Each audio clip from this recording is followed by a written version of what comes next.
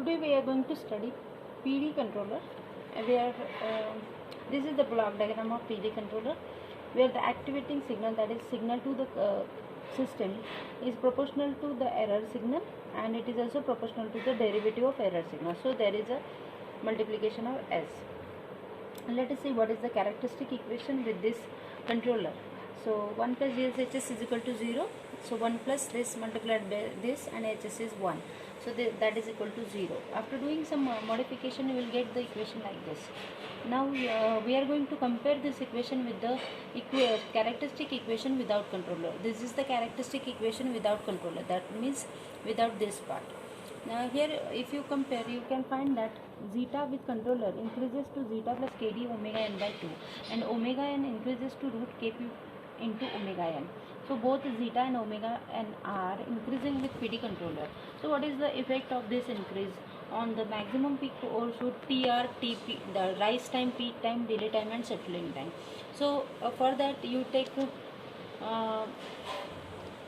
zeta as 0.2 and omega n as 200 and compute all these values.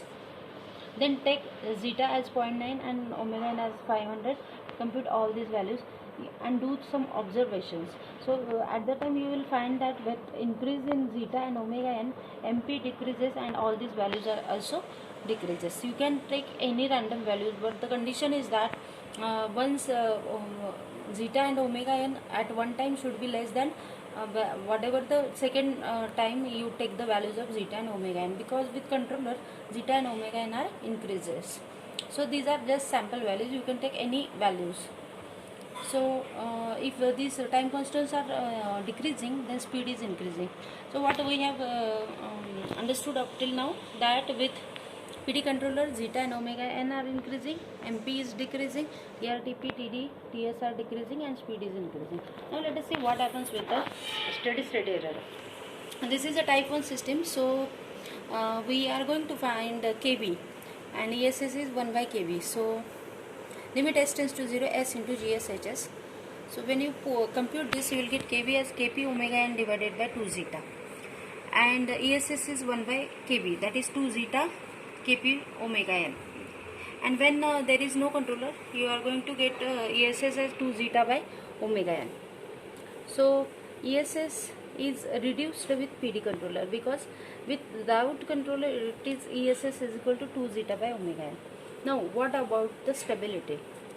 So you always keep this mind in that when zeta equal to 0, system is undamped.